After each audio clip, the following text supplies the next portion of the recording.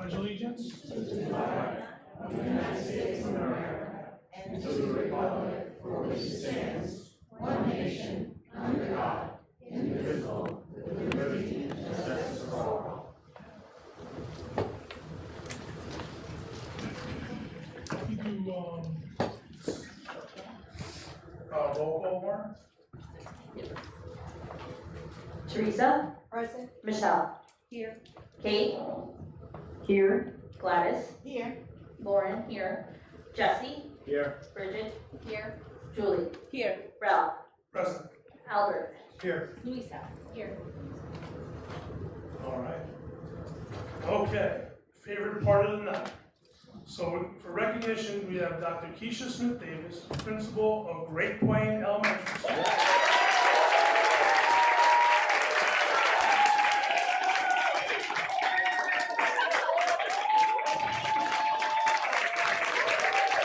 We didn't get to the good part yet.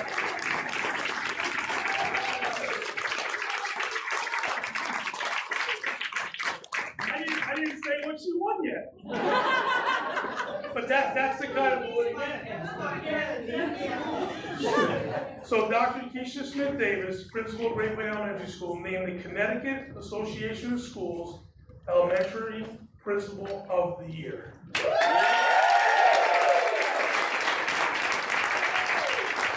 So we're going to open it up with Mr. Mayor, say a couple things for Ms. Smith. Oh, yes, thank you. Dr. Keisha Smith Davis. I want to present you with this proclamation from the city of Danbury. And this is from my hand and recognition from the city and the citizens of the city of Danbury. A lot of the nice words that'll be said tonight are in here, but I just wanted to tell you from my heart, thank you so much for everything you've done for the students of this city since 2004, right? Yes. And you've been totally committed, and I have to say, the school in general, Blue Ribbon School, outstanding job. And you know, for what you do, you bring education to our youth and make it the best you can do. And we all appreciate that. And as the mayor of the city, you bring recognition to the city of Danbury and the quality of education that is provided here amongst your peers as well. For everything you do, congratulations.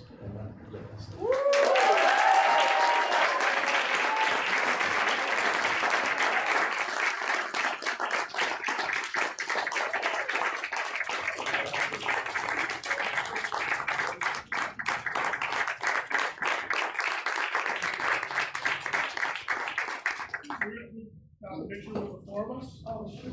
And now I'm going to say a few words. It might be a little embarrassing stories. Forewarn you. Yeah, it's good.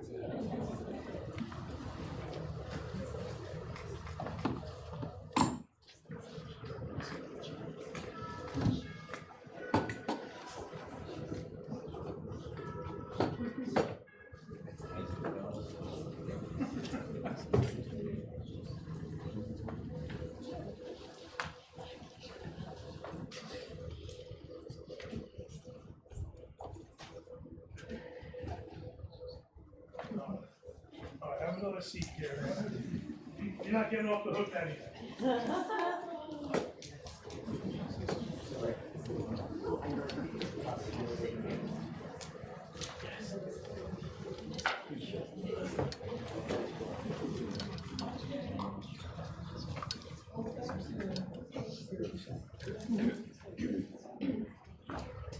All right. So I'm going to say a couple of things, and I forewarned you. I won't do any embarrassing stories. So, Dr. Smith Davis and I go back a while with Great Plain. So we moved up here from New York 20 years ago, and we didn't know anyone. So local school, we heard about Great Plain. We heard good things about it. So, you know, when you're a parent, as most of you guys are, you care about a couple things. You care about if your kid is going to be safe in the school and be cared for. So, and Ms. Smith won't tell you, but the first couple of years you were there, it wasn't too easy for you. I get it. And I'm glad that you stuck and hung in there and you know, stuck with it, because, you know, we have a lot of parents and stuff that are here, and if we actually put it out there, I mean, this place would be full. We'd have to hold it at a huge auditorium.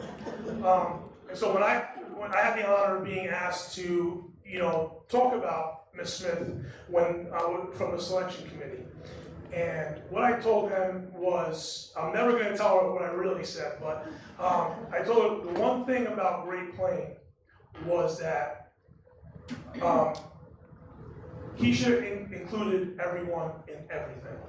All right.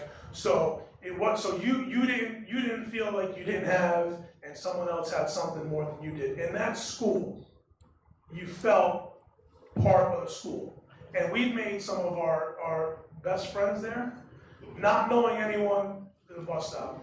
So when you go to that school, if you ever have the chance to even go there or talk to someone who had their kids go through there, that all comes from the person who's in charge. And the culture there and the way she does things is just like nothing else I've ever seen. And as a PTO president there, we worked very closely together and then onto the board.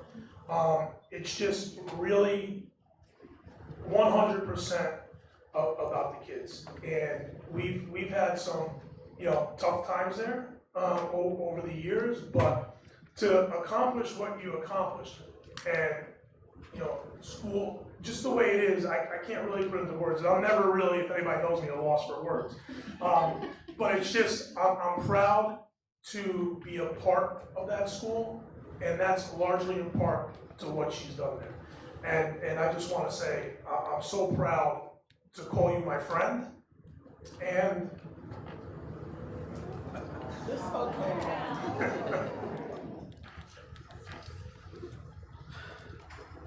is the first. I hope you're not watching, anyway, so just, like I said, it's hard to explain, so I'm just proud to be a part of it, and you deserve every bit of this award. And I'm going to ask Ms. Cooper if she'd like to say something, because she also sat on that panel as well. And, it's good to see it from, because when they focus on academics and stuff like that, they don't really get a feel for the person. Anyone who's school principals or have been principals know that it's the person in charge at that school who dictates the culture. And I'm just, like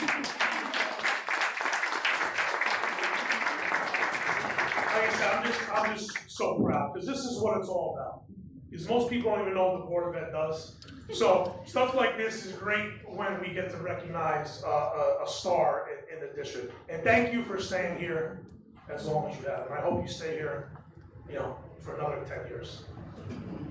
20 years. I'm hoping the next couple of years, but we'll shoot for the stars.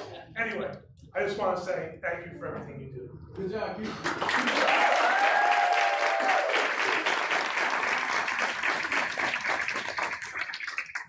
I would like to say to Dr. Smith that over the years that I have known her, I think it's been 15, and I said to the panel, the right selection is Dr. Smith, because when you walk into school, that big, beautiful smile. The next person, can I help you? Can I assist you in any way? And then you look at the educational things that she does for all the children, not just one set of kids that's over here that need the help. She put the energy in making sure that all the children get what they need, and that's an education.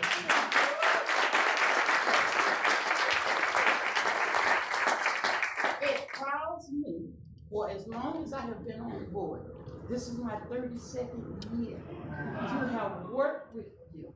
And there's bigger things that's coming, and I can feel it, and I hope that I'll be around to see it. So I want to say to you, and I'm not talking, congratulations, many, many, many more happy things are going to come, and much success. Thank you.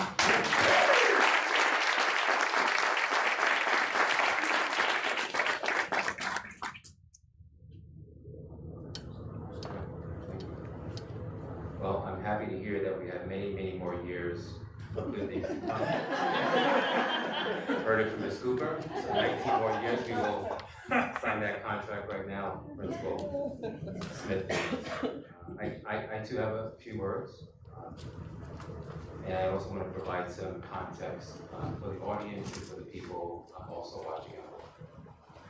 So the CAS, Connecticut Association of Schools Principal of the Year program, recognizes outstanding principals who have succeeded in providing high-quality learning opportunities for students and have demonstrated exemplary contributions to the profession. Tonight, our very own Dr. Keisha Smith Davis has been recognized by CAS as the 2023 Elementary Principal of the Year.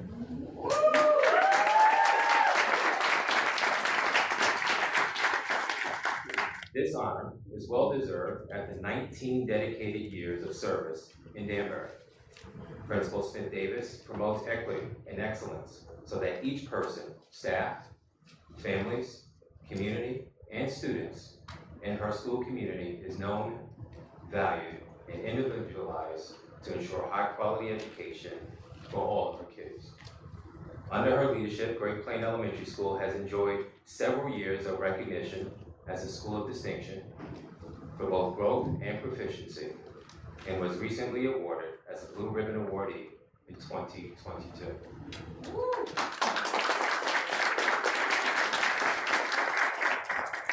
On behalf of the Board of Education and the entire Danbury school community, it gives me great pleasure to introduce the 2023 Elementary Principal of the Year, Dr. Keisha Smith.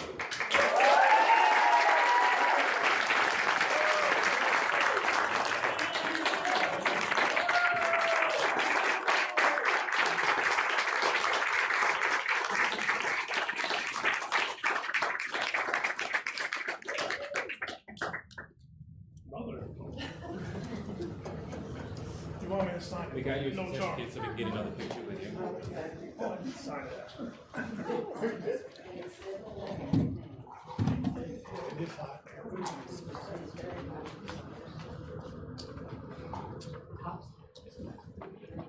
Probably both flash.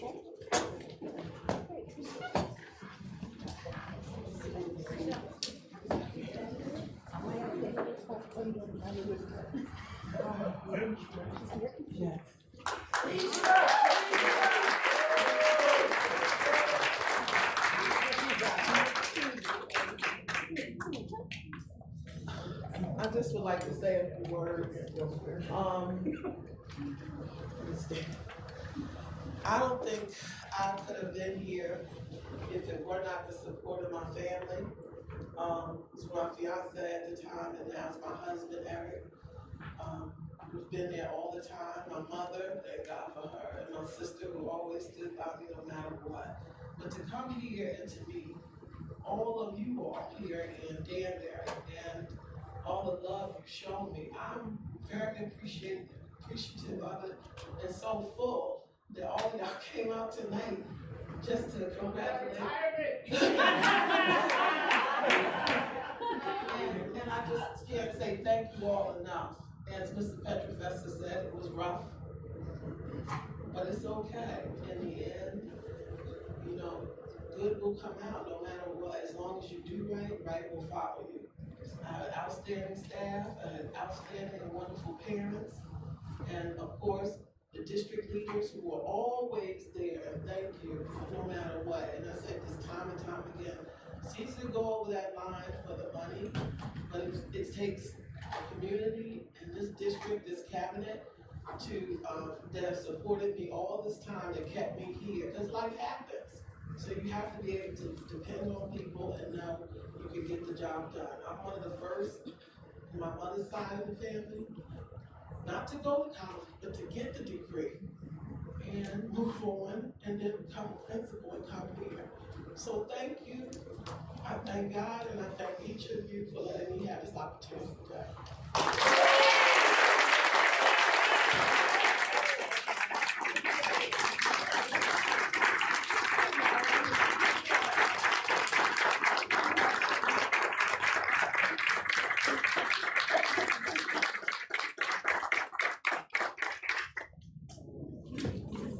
Dr. Keisha Smith Davis, while your family is standing up, can we get them over here with you to get a picture?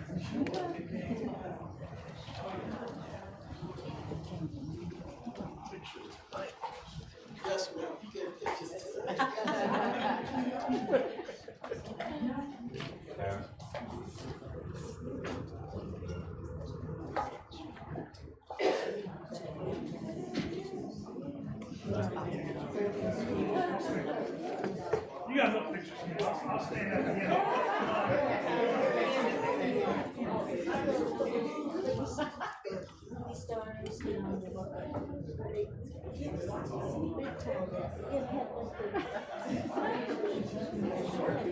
Get up front.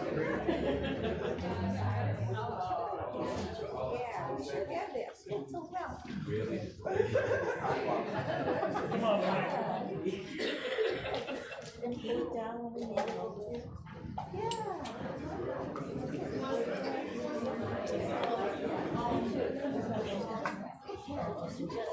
I heard you say that, I was like, Yeah, whatever you want.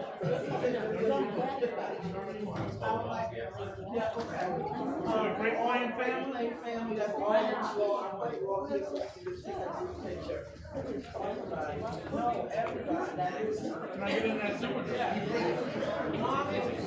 The originals, man. Mommy, come on, y'all. Everybody.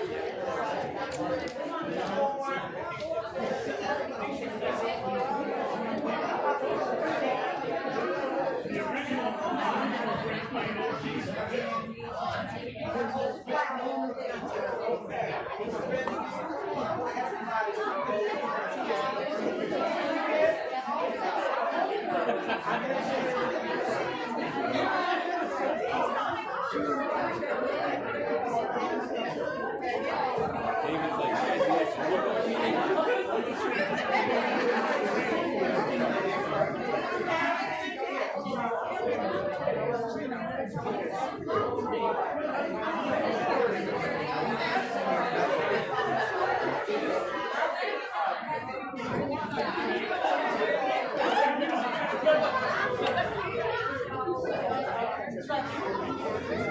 Great Lion David's like, guys, you guys can look at Yeah, Great Lion. Now let's take a picture so you can look.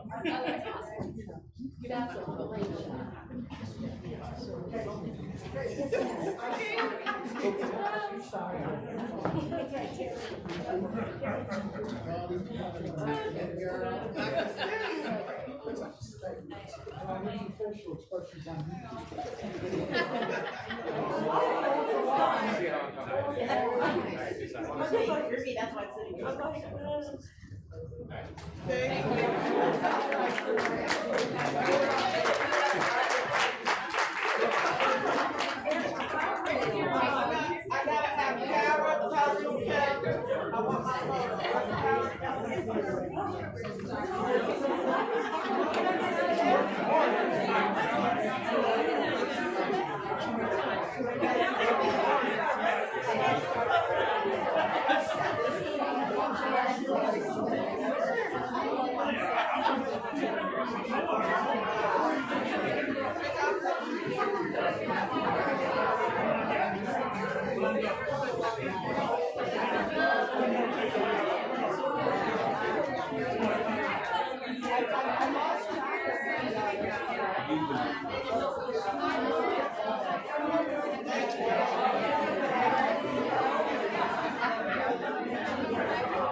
Working hard tonight, Miss Cooper.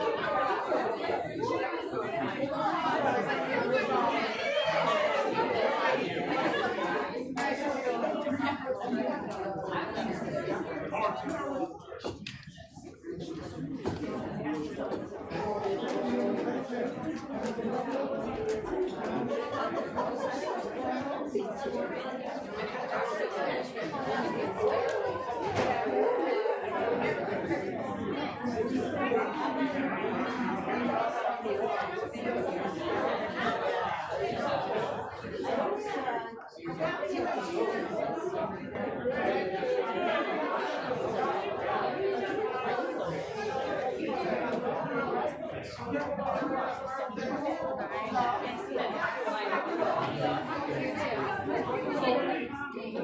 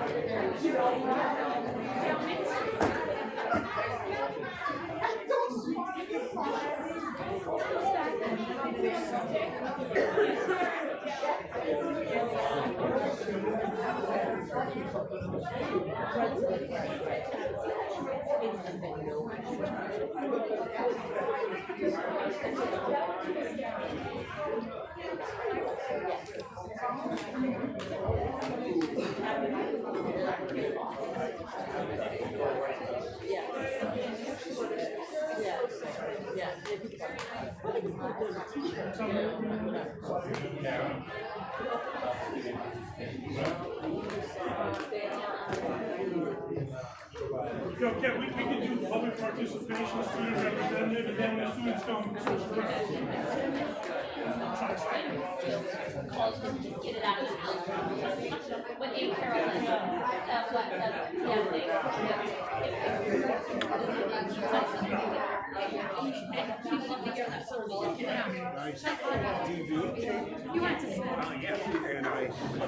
All right, so I think we're gonna just move a couple things around because we have some of the students for the next recognition aren't here. So we can have, public participation. Is there anyone? Go ahead. Board welcomes public participation and asks that speakers please limit their comments to 3 minutes. Speakers may offer objective comments of school operations and programs that concern them. The board will not permit any expression of personal complaints or defamatory comments about Board of Education personnel and students, nor against any person connected with the Danbury school system. Have anyone for public participation? Mike, take a quick look at that sheet back there, if there's anybody sign up. Okay. That was easier than I expected. Okay, so we'll go to student representatives. I see Kaylee in the audience. Come on up. I got some meat. Good evening, Board of Ed members, Cabinet and community members. Thank you for allowing us to speak on behalf of the Alternative Center for Excellence. On Saturday, May 20th, ACE held Joe Pepin Day at the school. We adjusted to the weather and held our event indoors. It was a great day dedicated to celebrating our founder, Joe Pepin, as well as have fun with our current students, alumni, former staff, community members, and members of the DPS community. The event included face painting, a cornhole room, available ACE merch, and a barbecue.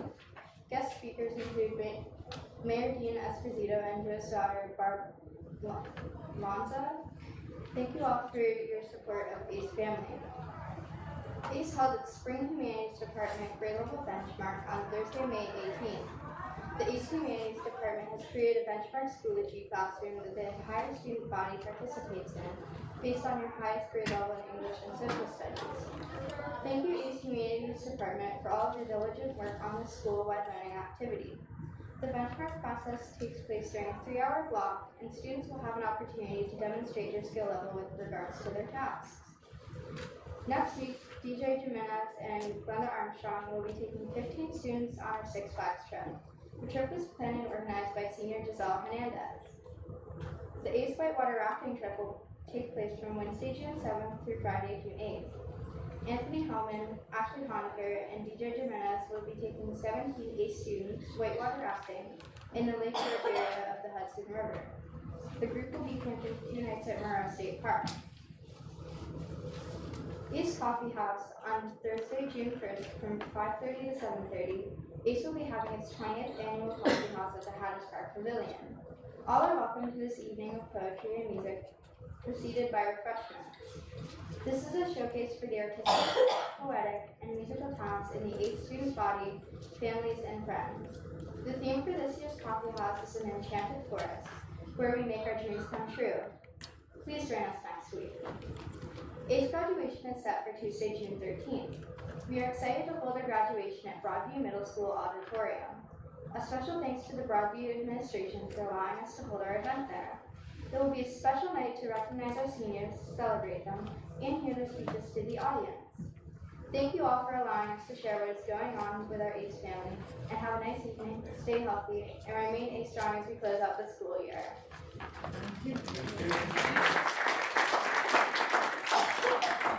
Have a nice day. Good night. So we're just gonna keep moving along till all the students get here, so we do the consent calendar. Lauren, can you do that? Then we'll vote on the action items. I make a motion that the Board of Education approve the items on the consent calendar, exhibits 23 through 75, or 23-75 through 23-80 as recommended. Okay, motion made by Lauren, second by Bridget. Any discussion? All in favor? Oh, sorry, Kate, sorry. Sorry, I just want to make one quick note that the superintendent committee notes, I forget names.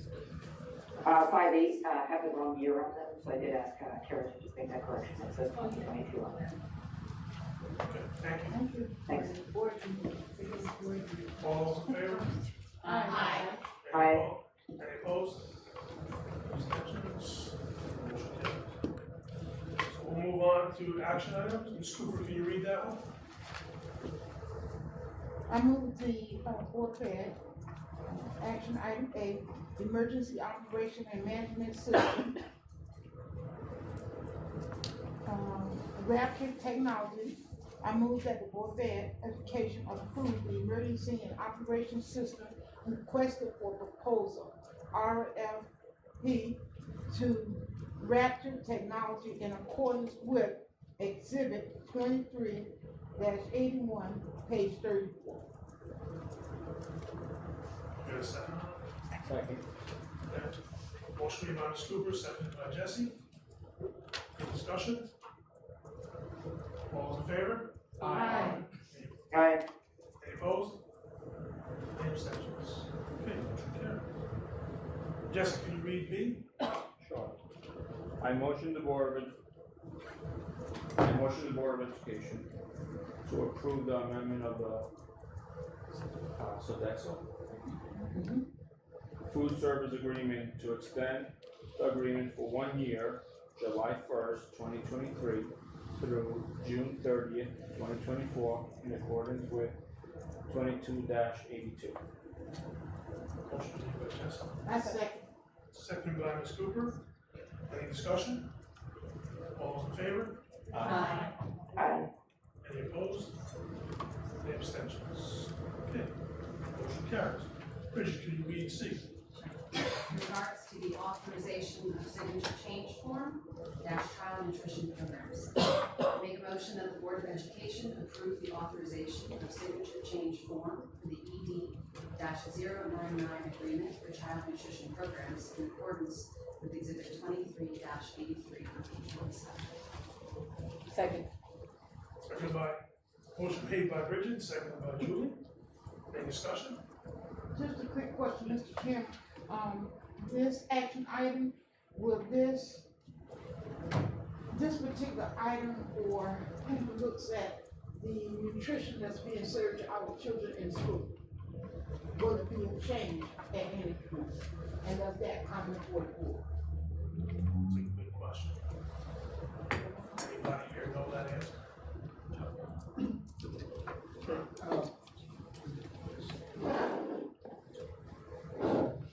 I think you're asking about action item B. Action item C. No, I'm talking about action item C. My question is, I wanna know if we are approving this action item, will it entail looking at, the food that is being served near to our children and maybe making some changes that will be more nutritious for our kids? Because we don't want kids not saying that they're having pizza every day for lunch. Action item C, it's technical in nature. It allows us to submit claims for reimbursement for meals that have already been served. The deputy finance director has been authorized to make those claims, and since he's left, I'm replacing him as the person who submits the claims. It's not related to nutrition. Okay, thank you, I'm sorry, thank you. Thank you, Mr. Chairman. Okay. Any more discussion? All those in favor? Any opposed? Any abstentions? Okay, motion carries. Louisa, can you do D? April 2023 financial report. Motion that the Board of Education accept the April 2023 financial report in accordance with 23-84, 850. Any second? Motion made by Louisa. I second. Second by Michelle. Any discussion? Just a quick question. Since we are adopting this financial report at this point, as a board, all our figures are in line. There will not be any changes, am I correct? As to what we're doing, okay? And, there has been some, back and forth, and I know John, did it a couple of board meetings ago, the audit from the city. That is completed, our portion of it has been completed. Or are we still waiting for some information concerning that audit? I think the information has been received by the finance committee. Mr. Russo might be able to comment if there's outstanding items. I don't think there are. We had a gathering and I had a chance to take a look at our monthly financial report ahead of the finance committee meeting. And all line items had been adjusted to their proper balance. Any changes that need to be made, monies that need to be shifted from one account to another had already been done prior to the April report. Actually, the March report and the February report, we got clarification. So when we finally got to April, that again everything was in order. As far as the city's audit, to my knowledge, and limited knowledge, it is that their forensic audit still hasn't been completed.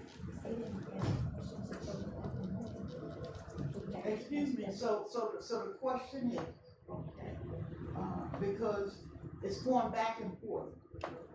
I'm glad The board, what's going back. the board has not did their part as far as the audit, and the city has not did their part as the audit. So I'm trying to clarify where we are. If the board has did their part as far as giving the information, to whoever it is, the state or whoever it is for the audit, then we are all clear. That's my only question.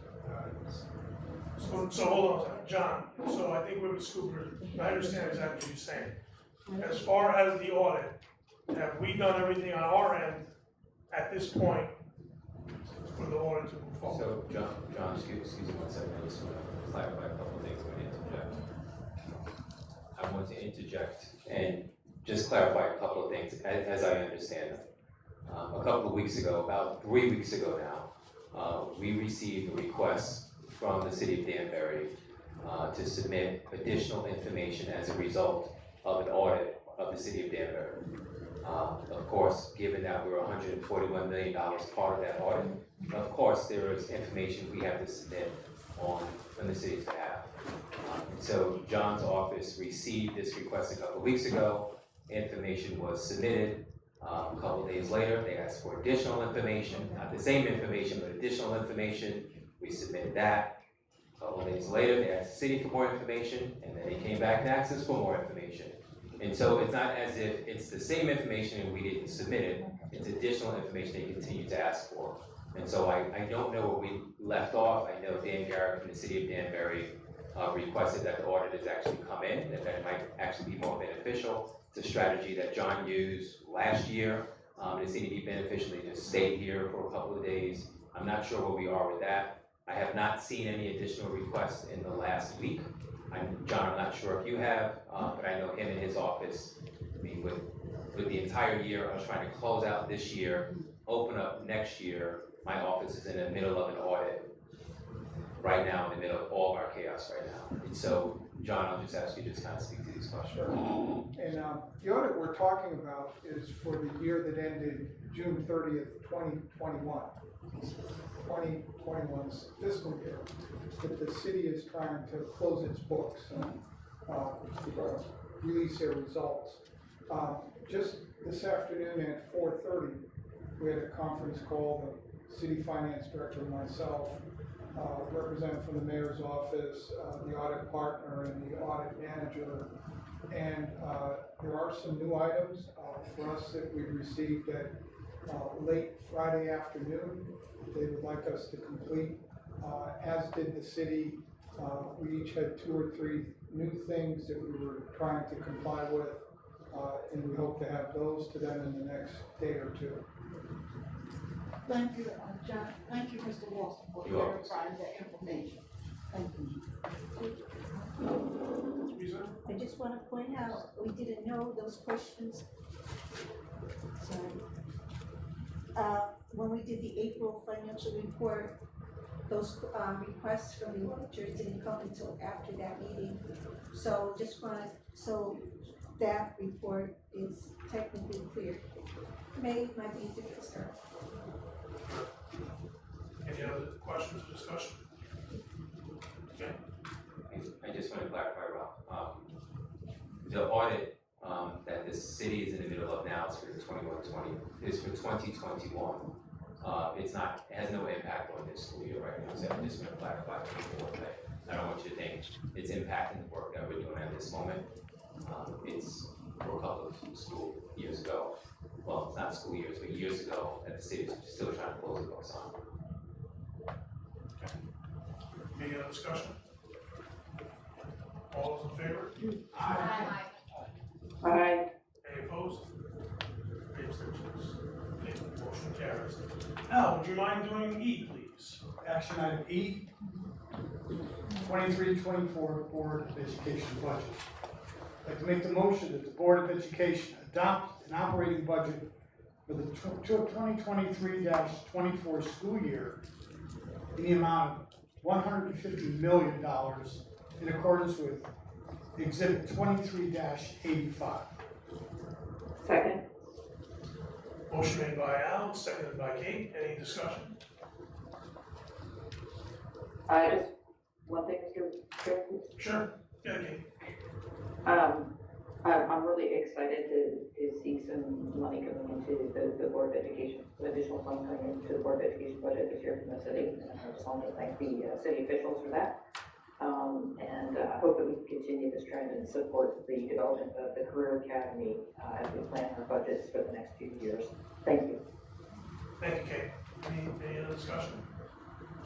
Okay, all those in favor? Aye. Aye. Any opposed? Any abstentions? Okay, motion carries. Thank you. So we'll go back to recognitions.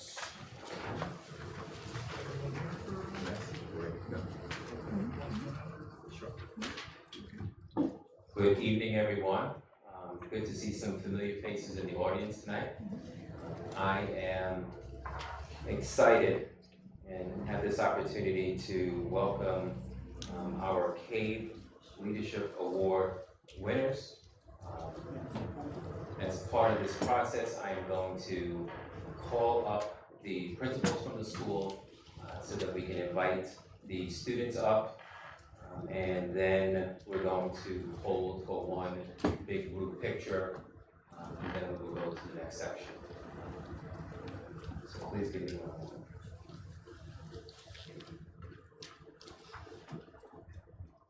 So, representing Broadview Middle School, Principal Jen Blue, and I'm sorry. You should have saw Jen look at him like, no, it's not me. Let me start over. And so representing Broadview Middle School is Principal David Kimball, and he is going to welcome 2 of our students from Broadview Middle School.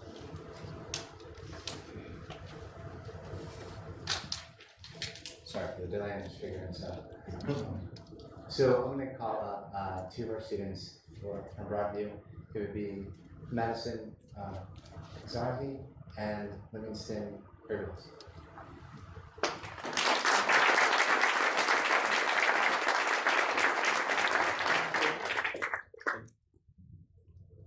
We will hold the pictures at the end, so thank you, sir.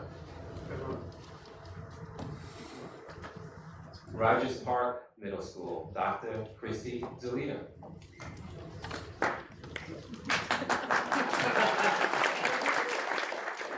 Thank you. I'd like to call up Matthew Gibson and Emma Martini.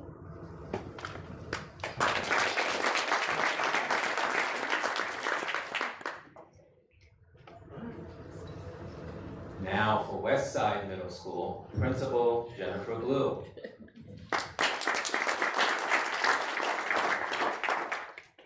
Thank you, Superintendent. Well, for West Side, our student awardees are Allison Tran and Delson Pa, but unfortunately they are not here this evening because they are studying about our country's history in Washington, D.C.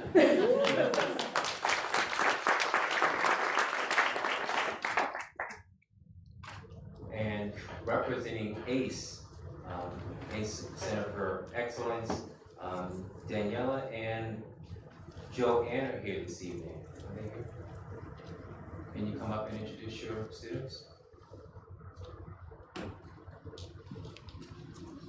I thought I saw some familiar faces. Hi.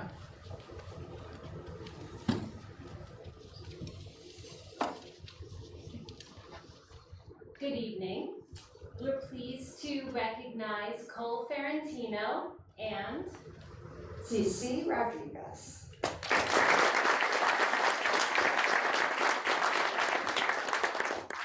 And for the Cape Leadership Awards, last but not least, Principal Dan Donovan for Danbury High School.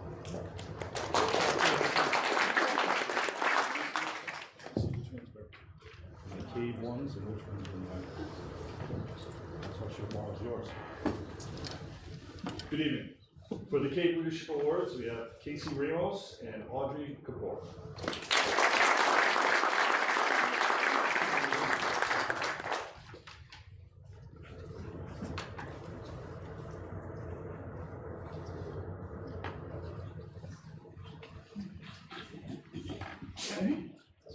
Dance it around here.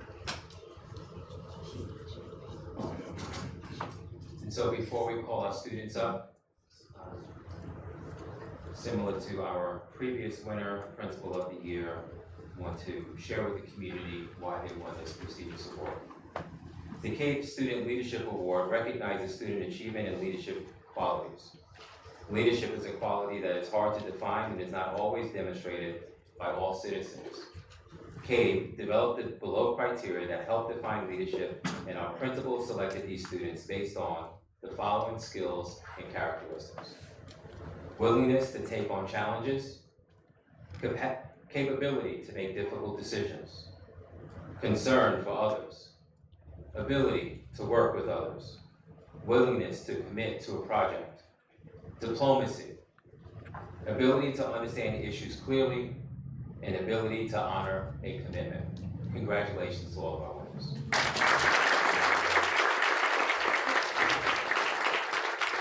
And so if all of our winners can join us up here, we're going to give you your certificates, and we're gonna, well, figure out how to manage the people traffic over there and take a nice big picture of everything.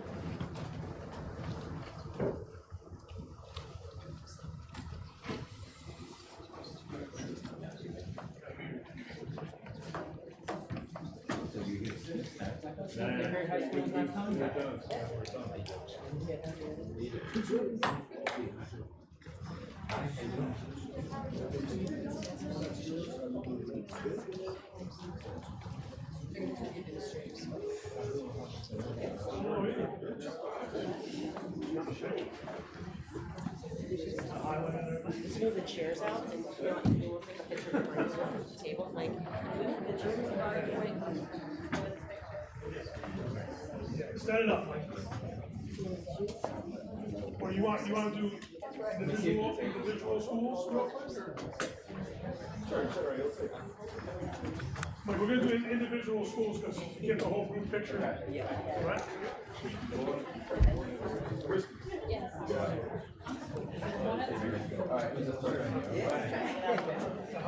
The highlight of your night, taking pictures and stuff. That's it. Yep. Come on, Michelle.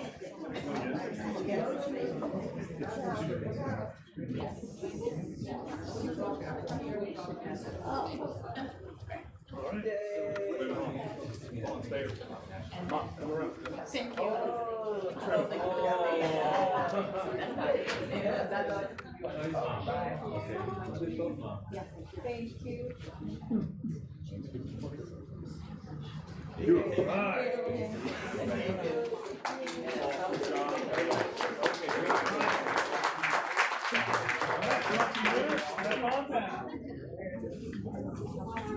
I know.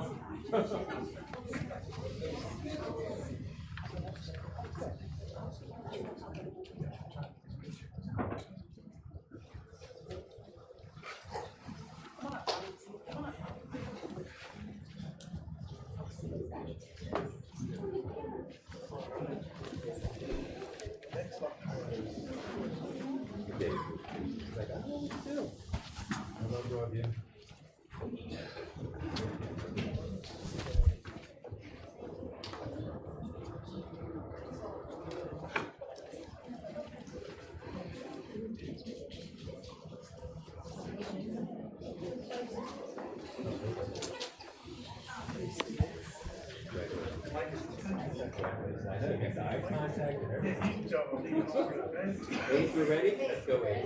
Ace strong. Hello, Ace strong.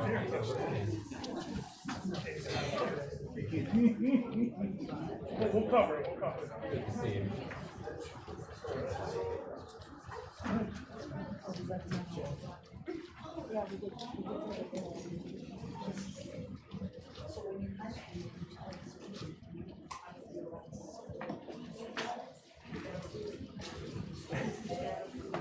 Looks like an AI robot. We good? Look through here, you don't see funny face. We good? You got it? Good, okay, thank you. Congratulations. West Side Middle School, oh, okay. Oh, you want to take a picture? If we open it, we see the names.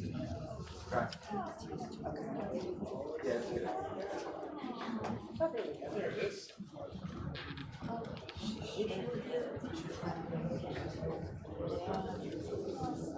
Thank you. Nice. Oh, okay, great, thank you. Is that the last one?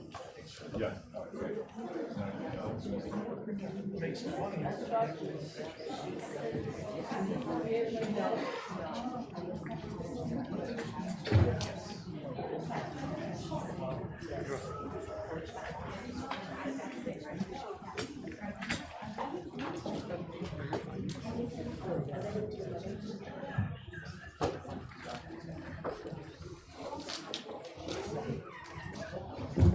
So for the next awardees, it is the WCASA Award. Each year, the Western Connecticut Superintendent's Association hosts an award ceremony for outstanding students in each school district based on 3 criteria: community service and service to others, academic prowess, and leadership service to the school community. The following students were selected by our principals and recognized at the recent WCSA, and we invited them back here for an additional Board of Education recognition. Mr. David Kimball, could you please introduce your 2 students? So good evening, everyone. I'd like to congratulate Lila Nero and Raghav Ramesh.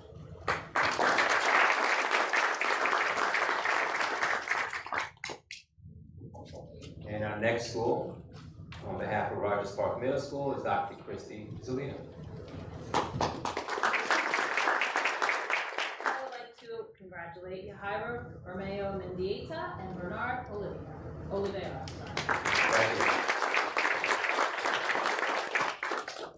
And on behalf of Westside Middle School Academy, Miss Jennifer Blue. Okay, good evening again. On behalf of Westside, our two students, of course, are in Washington, D.C.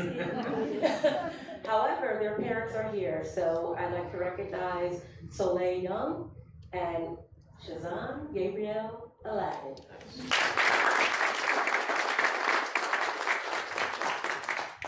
And on behalf of ACE, we have two of our teachers, and Daniela and Joanne. Our students aren't here today, but we're very proud of them. I'd like to announce Genesis Santana. And Tyler Shear. And last but not least, on behalf of Danbury High School, Principal Dan Donovan. Stay here, I think. We'd like to recognize Lila Slishel and Maria Strategis.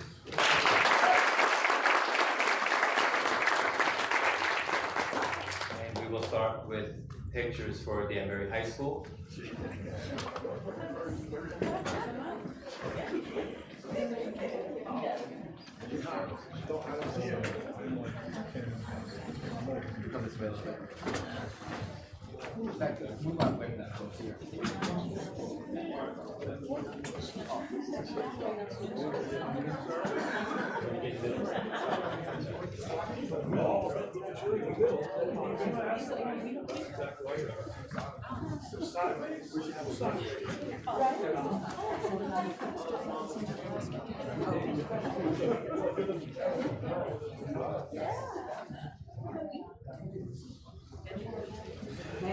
Yeah, that's gonna be real quick.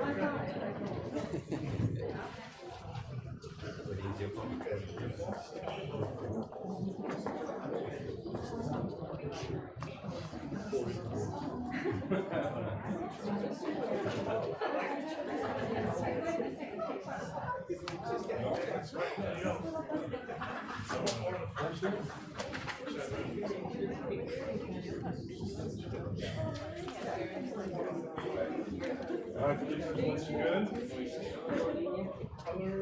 What's the phone tag?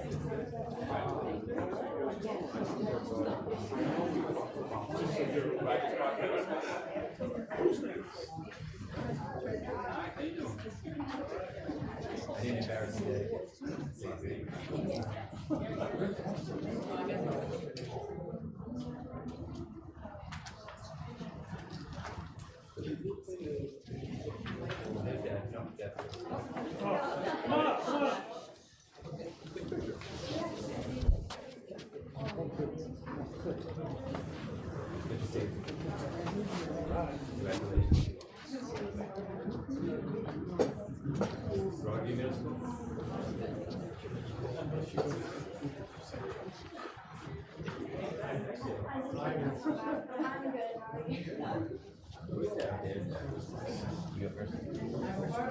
All right. Thank you. Yeah.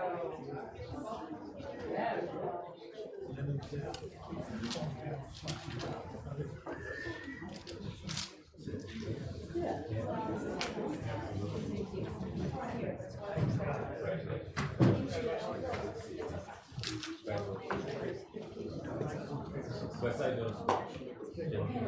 Oh, We'll take pictures. It's all right.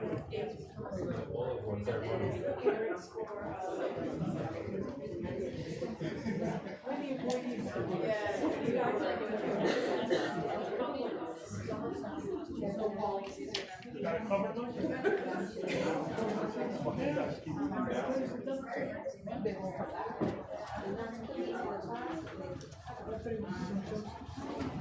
Good.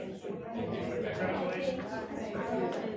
So that's it? All right. Congratulations, thank you everyone. Yeah, I'll give you a call tomorrow. Yeah, like I said, I talked to John about it.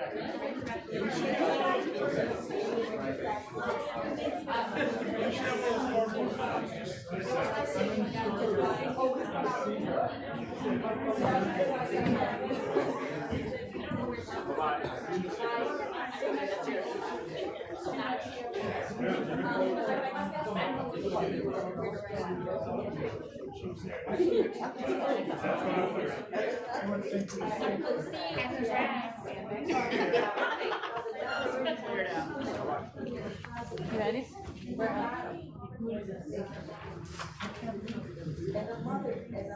All right. We're on the superintendent's report. Moving quick. Good evening, everyone, I know. And we have one agenda item for the superintendent's update. And wanted to bring to the board's attention that the team and I had an opportunity to meet with members of the Academies of Nashville this week in preparation for our visit and our opportunity to host them on Monday, June 20th, 19th, of course, and Tuesday, June 20th. Thank you. During that time, we reviewed a draft agenda with the team, gave them and kind of updated them on our process and our progress with the implementation of the Academies of Danbury model.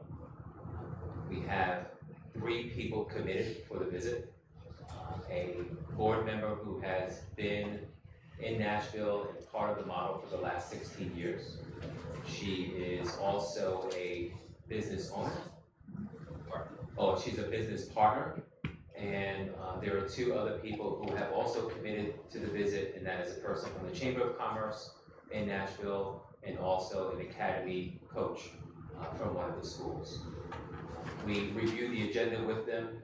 The 3 of them are as excited to come visit us as we are to have them here in Danbury.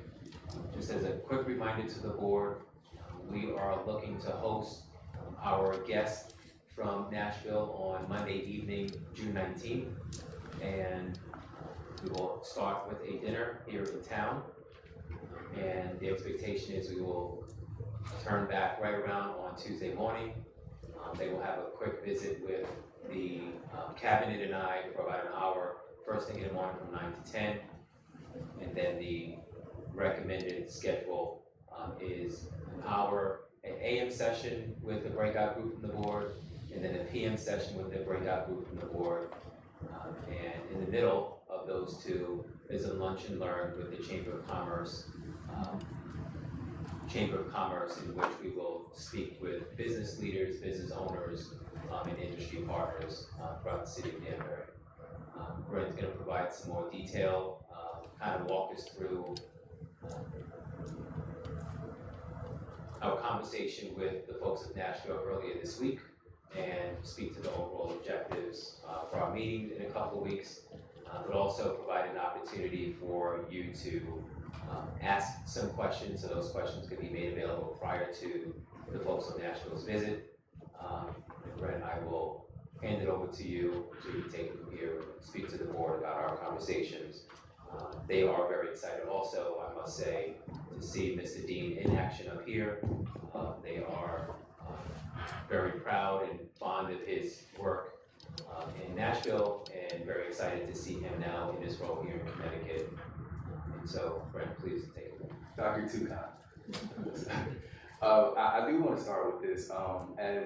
As the education team continues to show PowerPoints and give information about the academies and you all soak in the information, the goal of this is for the board to be not only advocates for the academies, but also get a firm understanding of this model so that as community people come to you outside of us, that you're able to accurately and confidently convey that information to them. So I think this is a great opportunity in which you can be fully immersed into the great work that Nashville is doing, which we will soon mimic and surpass. And so my goal is to, or our goal, is to make sure that, you know, you all build those relationships and you just really ask those questions, those lingering questions, and just get to know and understand why and how it's gonna impact us as a school system. So Doc briefly went over the agenda. I do want us to really take advantage of that Monday night as we break bread and eat with one another. It's an opportunity for you to fully understand their roles and for them to understand your roles so that the conversations can happen appropriately, right? And as we transition to that Tuesday session, which is that first session with the board, we know that everyone may not be able to make it together, but I humbly ask that you please, if you can, please come out and learn. It's just a time just for you to understand, all right? Just understand what this whole thing is all about. And again, asking those hard questions. And so it'll be an opportunity for them to just kind of share with you where they started, where they are now, what the challenges were, because you'll quickly learn that everybody wasn't on board for several years and now they're booming like that. But Danbury is already ahead of the game on that because we have a ton of support, not just from the board level, but from the community as well. But again, it's a time for you to ask those hard questions. For instance, what does the impact on equity look like in terms of Black and brown kids? Does this model attract and keep businesses? If so, what does that look like from an economic standpoint? How does that impact your workforce? So again, we really want you to take in, or just really carve out time to really ask those questions, because typically when we speak to you, we know it's a time constraint, but we want you to let your head down and just really get to know. I can't stress that enough, really get to know. So that will be the first session of the day. We'll have two of those sessions, one at 11:15 to 12:15 p.m. and then we'll have another session which will be the same session from 5 to 6. So for those that can make it in the morning, please come by. For those who can make it in the evening, please come by. The next piece, the important piece, will be well, they're all important, but the lunch and learn will be satisfying as well. You will be present with your fellow board members if you can make it. It's lunch, I mean, make time, right? You'll be in company with your board members, but also Danbury leadership, all right? And then you'll get an idea of how those stakeholders, how they're all interconnected with each other and how they're in line and how they all work together to make sure that this model works. This is, again, this is not just a Danbury Public Schools initiative, but this is a Danbury Chamber of Commerce deal. This is a whole community deal, right? This is all of Danbury. We want us to be a spectacle. And so they want to share information on how they align their efforts so that they reach the goals of everyone.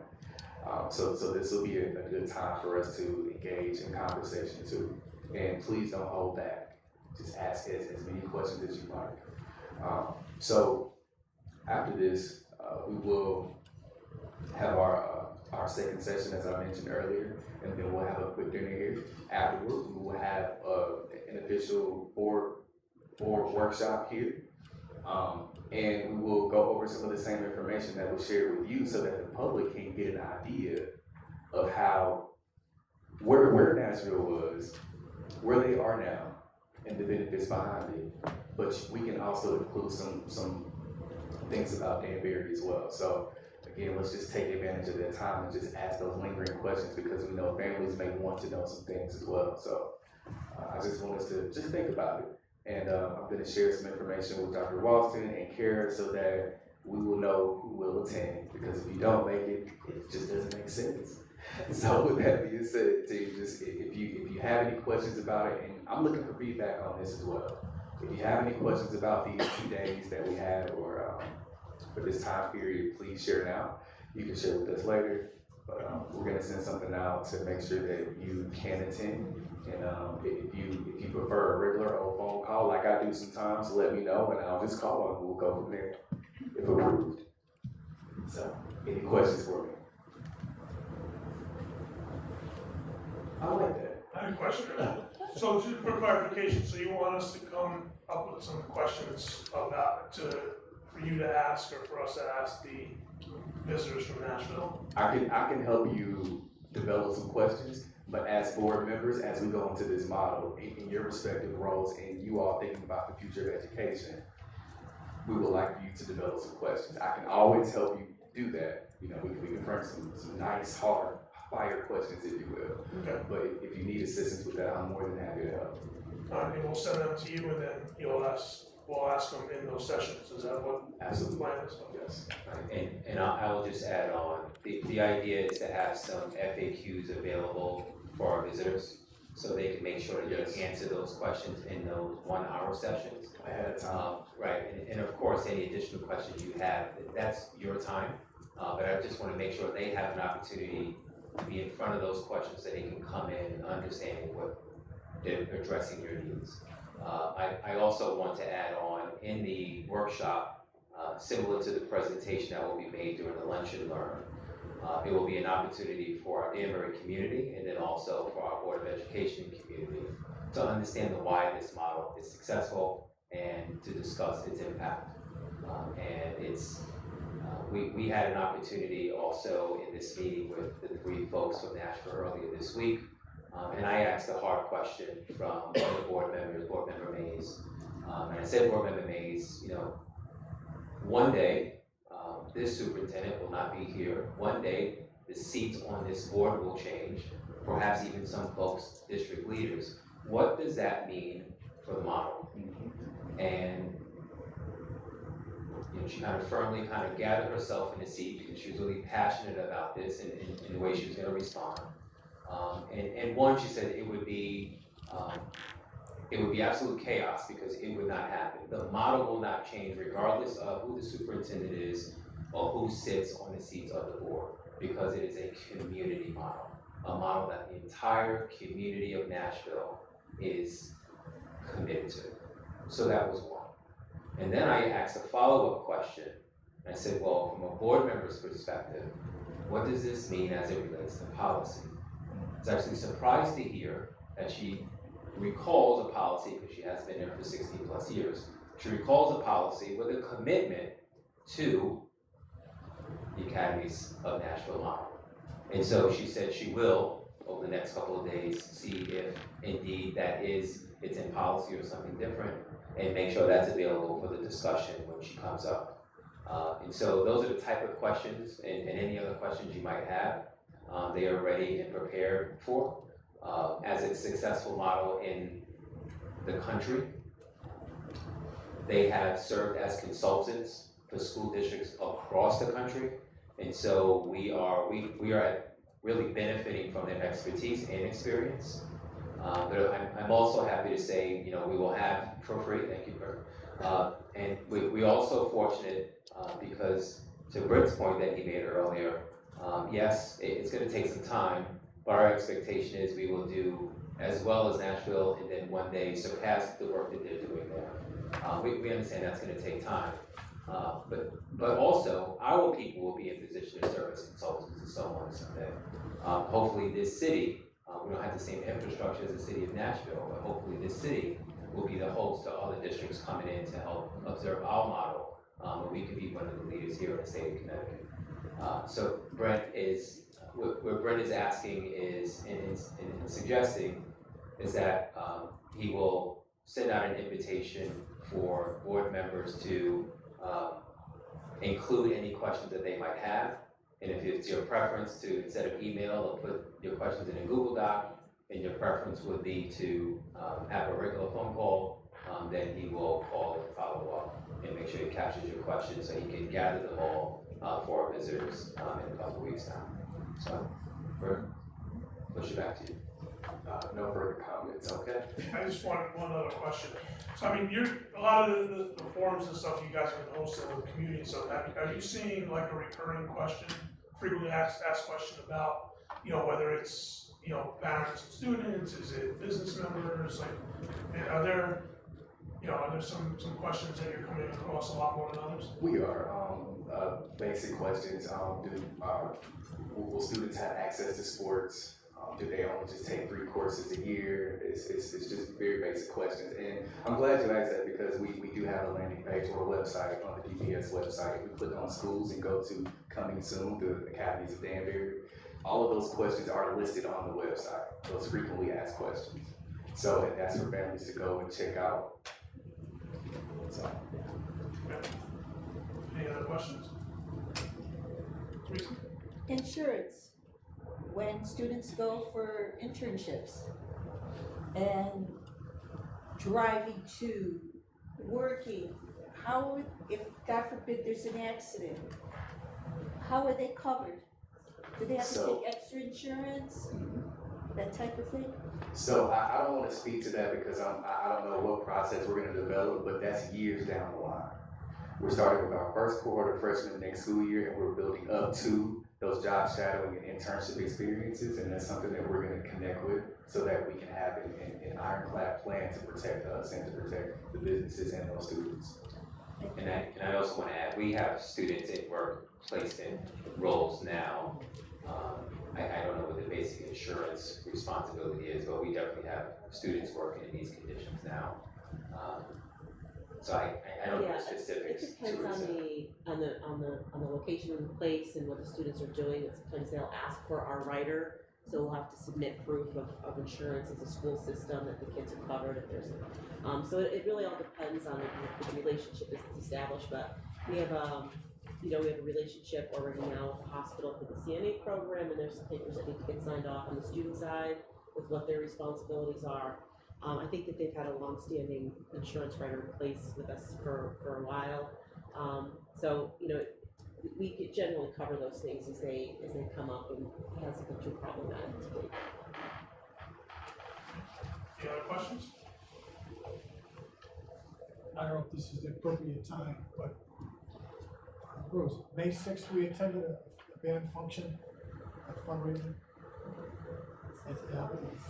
On May 6th, we attended a Dearborn High School band function fundraiser over at Vespucci Club, and it was concerned with the parents that there is going to be any music or arts over at the Career Academy. So, Thank you, Ms. Russo, for that question. Karen? Yeah. You speaking to the mic, Karen? Oh, sure. Sorry about that. I don't think mine's working.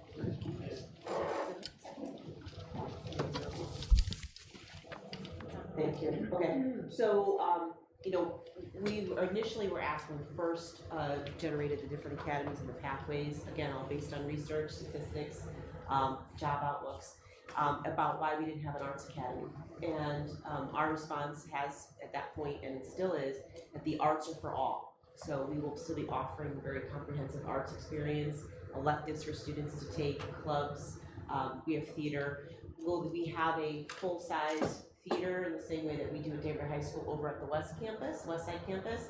The answer is no. Students can come back, and if they're part of the theater program, they can still do that.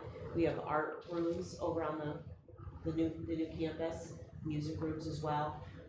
We're not going to be able to offer and replicate every single room that we have at Dearborn High School over in this smaller venue, but certainly all students who attend the academies on the West Campus are Dearborn High School students. So these are all Dearborn High School students who participate in everything that we offer.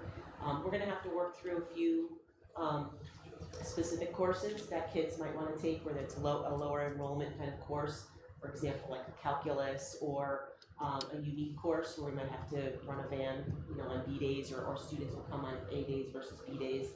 But we'll cross that bridge when we get to it. But the arts are for everyone, and we have a black box theater that we built over at the other campus that we're building. So we may be able to offer something on a much smaller scale. But all students are still part of the Dearborn High School community. We will always still have a very robust theater arts program, band, music, everything that we offer now. So they will have exposure to music? Absolutely. Okay, thank you. That was the concern, since they're band members. Yes. Well, band folks will have to, some of the kids who do band or band after school, some of those may be scheduled specially, depending on the lottery process who gets selected over there, so that we can make sure that those kids are still accessing those classes.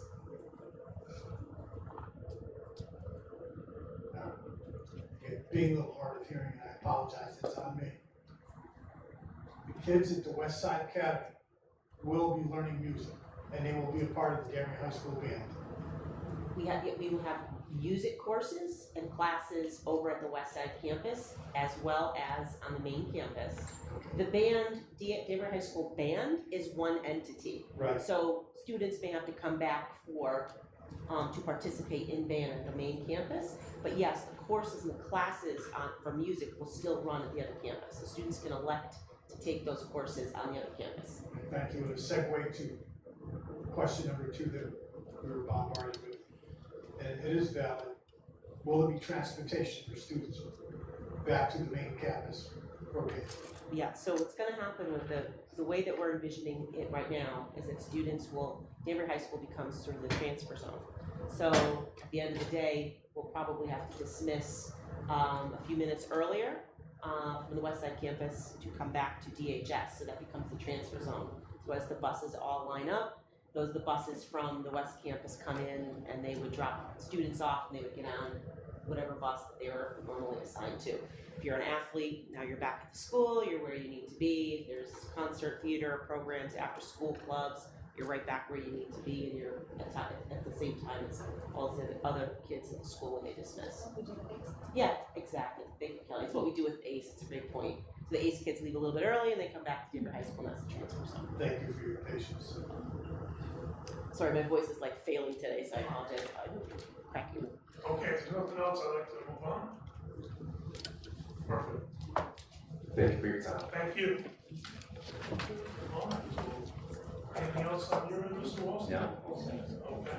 Board chairperson report, just a couple things. Of course, Carol left the room, but I was gonna thank her. But I just want to get a show of anybody about the Memorial Day parade. I know Kara sent the document out. Is anybody thinking of marching in the parade? Okay, 1, 2, 1, 2, 3. 3, 4. Okay. You'll be there, Mr. Walsh? Yeah, there will be board members, yes. Yeah. Okay. I would say since there's only 4 of us, if anybody wants to invite kids to march with us or, someone else. Yeah. Can we invite, like, our wives' husbands? Yeah, I mean, I don't see why not. Being the Yeah, we need some filler. I don't know, I know we didn't usually kids, but I don't see the problem with that, especially if there's only 4 of us. Alright, so, anything else on that? Yeah, Mr. Just a thought, if it's okay, looking at that as far as significant other ones or whoever, we've always had the young kids walking through the flag. I would make sure that our system is protected, and I would have a conversation about that is done correctly. Say that last part again? That, we would have a conversation with our lawyer to make sure we're bringing in cousins and someone else from somewhere else to join us as a board member walking in the parade. I will make sure that I will, have some attorney advice. Okay, she's right there. So, we need to think about that. I would suggest, this is not gonna help this coming Memorial Day, but I think the Danbury High School group of kids, I don't know who you asked, that we start planning for next year to make us a club. And I think they would be excited to do that. And so we all can sit on the floor. I mean, if you wanna walk, go ahead. So we can, using our float is not a problem, it's just this year we're not. Right, and okay, so we can start. We can use my float. Okay. Next year? Yeah, Okay. you're good, you're golden. Yeah, because I remember at one point, we used to have that banner, I don't know if that surfaced, Right, the banner. with all the schools on it, and we had kids from all the schools, but then it kind of faded out, like after a couple of years, like. Like you said, I had the banner, it should be in Mr. Walsh. No, I mean, like, we used to get kids to come, and then all of a sudden it was like, hey, it's Memorial Day, we're not coming unless you're, now a lot of them went with like Girl Scouts or T-ball and stuff like that. But on that case, before we leave, Kim, is there any issue with I'm not sure I'm understanding what the concern is. My concern is family, if I have my cousins and things coming and I'm watching with Denver Board of Ed and something happened during that parade route, are we like? Someone got hurt? Yeah. I think someone fell and scraped their knee or. Anybody who's participating in the parade? I just It's hard wanted to to imagine what, yeah. Okay. I mean, anything can happen, I suppose. I'm trying to think of what the scenario would be like if the car that No, you're I, you know, riding had an accident. I mean, if they're willing to walk, I don't have any problem with it. I just wanna make sure that if, you know, somebody get hurt or something. What if we fall? Well, it's not a Board of Ed car, the Board of Ed, it's not a Board of Ed vehicle. It's not like you're driving in the sites and facilities. No, we're walking. Yeah, so I don't think it would be any different than. Okay. Okay, no, that is true, you never know, you never know. Yeah. Alright. So I don't think Kara's coming back in, but I wanna thank Kara and Barry and everybody who put the reception together tonight. It was, I think it's very representative of, you know, what the honor was. So I'm just happy with everybody who participated in that and made that happen. Anyone else have anything other, committees and? Yeah, I would like to thank the parents and all our students, for coming out tonight, and especially, Dr. Smith, her recognition. And to me, sitting on the board and seeing our students and the parents come out, that's what it's all about. It's about, seeing the growth and seeing the movement.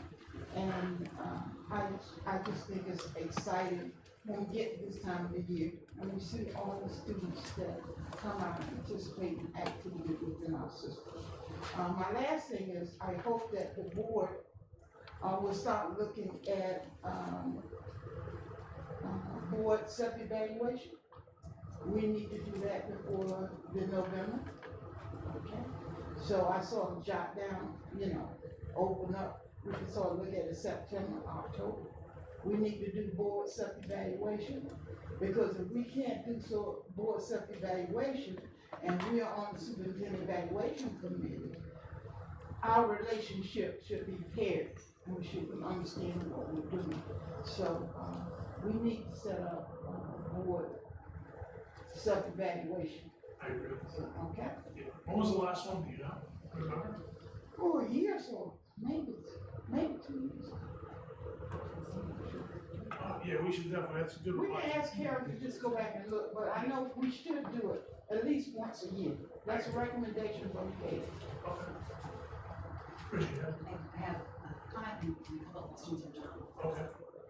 So my quick comment is that, for those of you who had the chance to go to the music festival at Denver High School on May 18th, if you didn't have a chance, it was absolutely fantastic. They turned the lower parking level into an amphitheater, and all of our students in the music program participated. It was absolutely wonderful, and I just really want to say kudos to the Denver High School Music Department for an extraordinary job. It involved all of our students. The food trucks were great, but the students did outstanding performances, and they did it in such a very professional and quick way. It was performance after performance after performance, and when I got there, I was told it was going to happen in 10-minute increments, and I didn't believe it.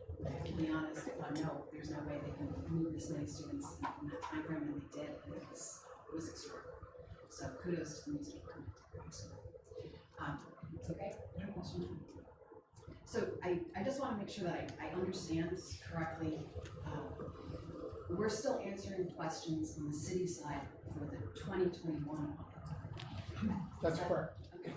So the follow-up question to that is, have we started answering questions for 21-22 or begun prepping for 22-23? We've not. How does that impact your workflow? Because usually that's a year-over-year thing. Are you concerned about that in any way? Well, I believe they'll only do 1 year Speaking to the at a mic, time. John, please. Speak up. Try to do 2 years at once, yes, it would be, but we should be able to handle 1 year at a time.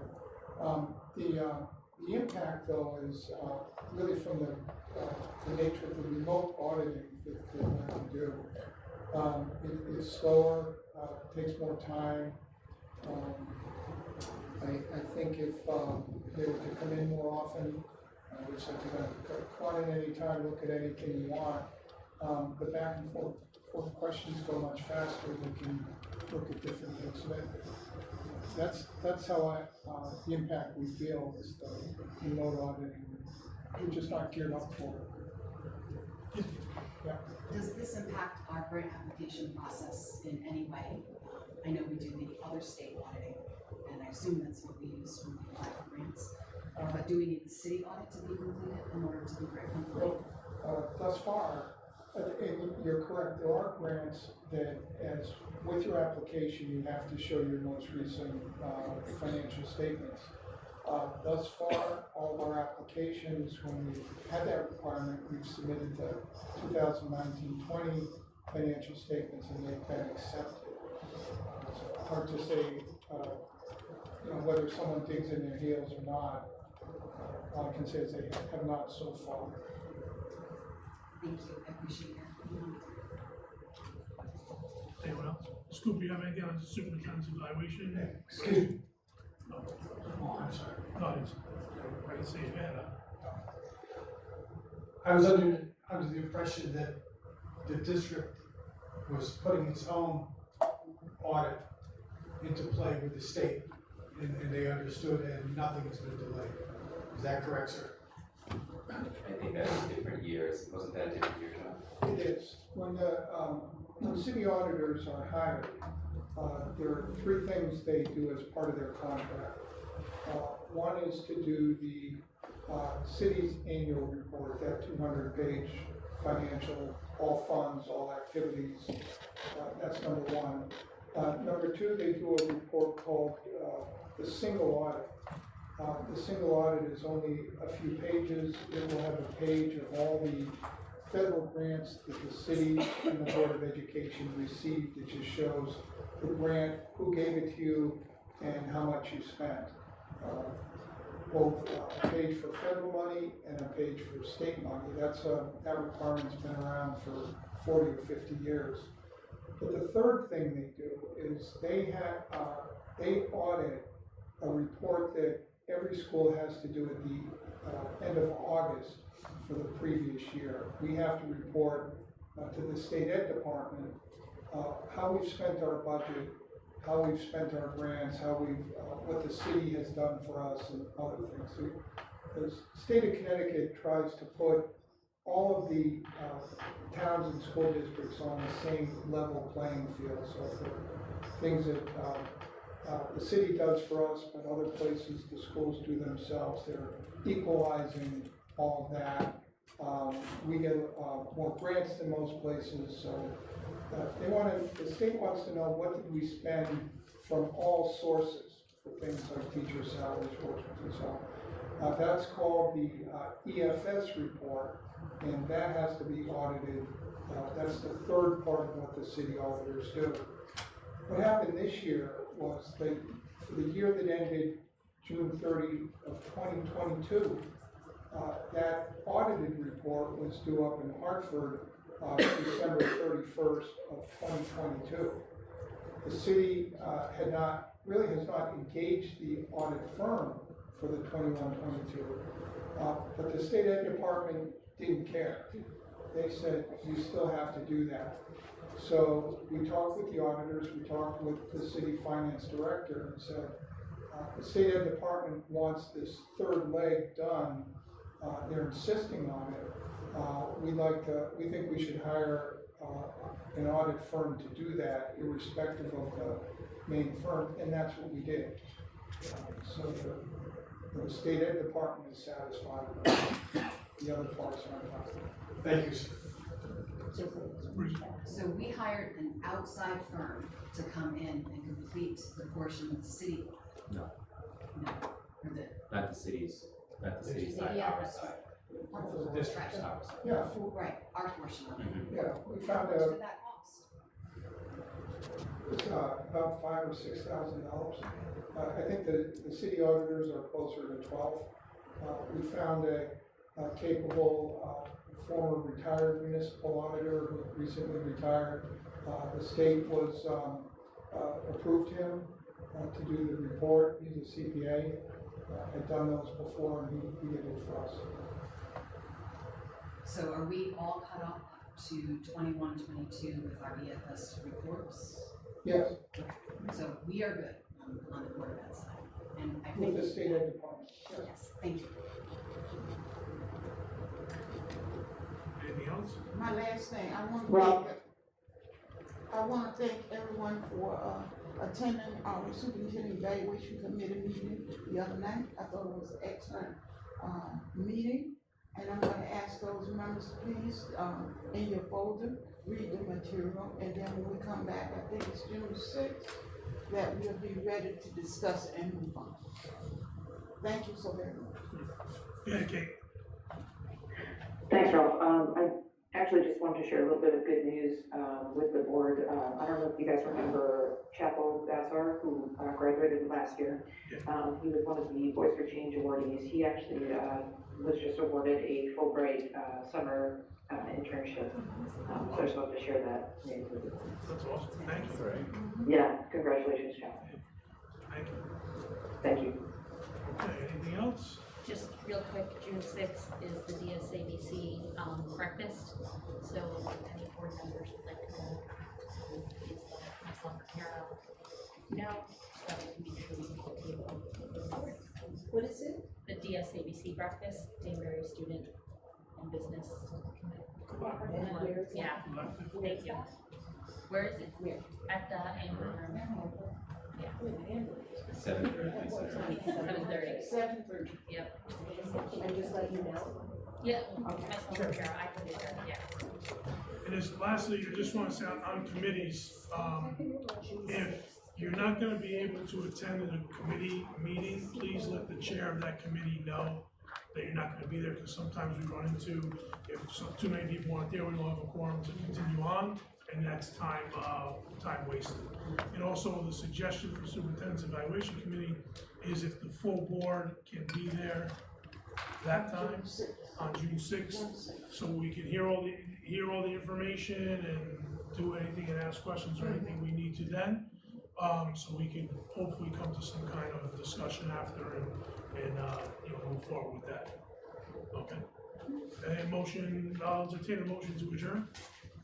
Okay, motion made by Teresa, second by Michelle. All those in favor? Aye. Bye. Thank you. Have a good night, everybody.